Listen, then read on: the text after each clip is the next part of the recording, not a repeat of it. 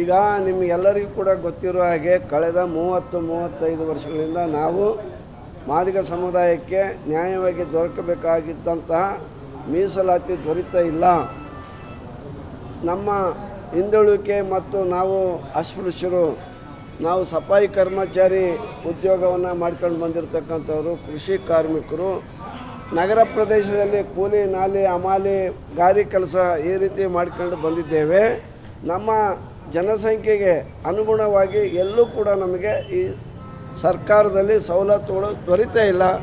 ಈ ಕಾರಣಕ್ಕಾಗಿ ಒಳ ಮೀಸಲಾತಿ ಮಾಡಿಕೊಡಬೇಕು, ಜಾರಿಗೊಳಿಸಬೇಕು ಅಂತೇಳಿ ಆಗ್ರಹಿಸಿ ಎಲ್ಲ ಸರ್ಕಾರಗಳನ್ನು ಬೇಡ್ಕೊಂಡ್ವಿ, ಮನವಿ ಮಾಡಿಕೊಂಡ್ವಿ.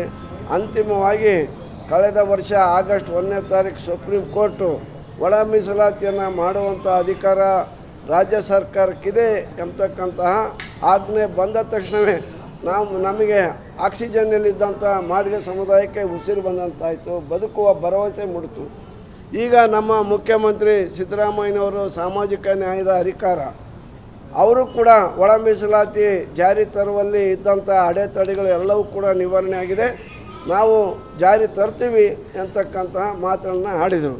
ಅದರಂತೆ ನ್ಯಾಯಮೂರ್ತಿ ನಾಗಮೋಹನ್ ದಾಸ್ರವ್ರನ್ನ ನೇಮಕ ಮಾಡಿ ಈ ಒಳ ಮೀಸಲಾತಿ ಜಾರಿ ತರಲಿಕ್ಕೆ ವರದಿ ಕೊಡಿ ಅಂತಂದೇಳಿ ನೇಮಕ ಮಾಡಿದರು.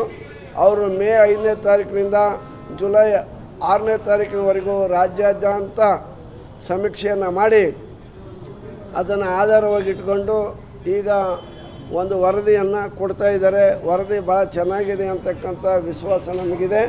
ಆಮೇಲೆ ನಮಗೆ ನ್ಯಾಯವಾಗಿ ದೊರಕಬೇಕಾದಂಥ ಮೀಸಲಾತಿಯ ಪ್ರಮಾಣವೂ ಕೂಡ ನಮಗೆ ದೊರೆಯುತ್ತೆ ಅಂತಕ್ಕಂಥ ವಿಶ್ವಾಸ ನನಗಿದೆ.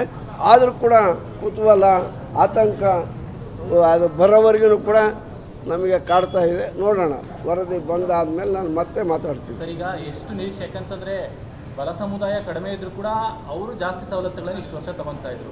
ಈಗ ನೀವು ಮಾದಿಗರು ಅತಿ ಹೆಚ್ಚು ಮೀಸಲಾತಿ ಬೇಕು, ನಮಗೆ ಸೌಲಭ್ಯಗಳು ಬೇಕು ಅಂತ ಎಷ್ಟು ನಿರೀಕ್ಷೆ ಇದೆ ಸರ್? ಯಾಕಂದ್ರೆ ವರದಿ ಆಗ್ತಿದೆ ಗೊತ್ತು, ಒಂದು ನಿರೀಕ್ಷೆ ಅನ್ನೋದೊಂದಿರುತ್ತೆ. ನಮ್ಗೆ 35 ವರ್ಷಗಳಿಂದ ಅನ್ಯಾಯಕ್ಕೊಳಗಾಗಿದ್ದೀವಿ, ಇಷ್ಟು ಸಿಗಬೇಕು. ಈಗ ನಿಮಗೆ ಗೊತ್ತಿರೋ ಹಾಗೆ ನ್ಯಾಯಮೂರ್ತಿ AG ಸದಾಶಿವ ಅವರವರು 6% ಮಾದಿಗರಿಗೆ ಮೀಸಲಾತಿ ನಿಗದಿ ಮಾಡಿ ಶಿಫಾರಸು ಮಾಡಿದರು. ಬೊಮ್ಮಾಯಿ ಅವರ ಸರ್ಕಾರದಲ್ಲಿ ಮಾಧುಸ್ವಾಮಿ ಅವರು ಕೂಡ ಅವರ ಸಚಿವ ಸಂಪುಟ 6% ಕೊಡಬೇಕು ಅಂತಲೂ ಕೂಡ ಹೇಳಿತ್ತು. ಈಗ ನಮ್ಮ ನಿರೀಕ್ಷೆ 6ರಿಂದ 7 ಆದರೂ ನಮಗೆ ದೊರಿಬೇಕು. 7% ಆದರೂ ಕೂಡ ಕೊಟ್ಟರೆ ನಮಗೆ ಸ್ವಲ್ಪ ಉಸಿರಾಡಲಿಕ್ಕೆ ಅನುಕೂಲ ಆಗುತ್ತೆ. 6% ಮೇಲೆ ಬೇಕು. ಹೌದು, 6ರಿಂದ 7. ಓಕೆ ಸರ್, ಎಲ್ಲರೂ 6 ಅಂದಿದ್ದಾರೆ, 1% ಆದರೂ ಬೇಕಲ್ಲ. 15 ಇದ್ದಾಗ 6, 17 ಆದಮೇಲೆ 7 ಅಲ್ವ ಸ್ವಾಮಿ?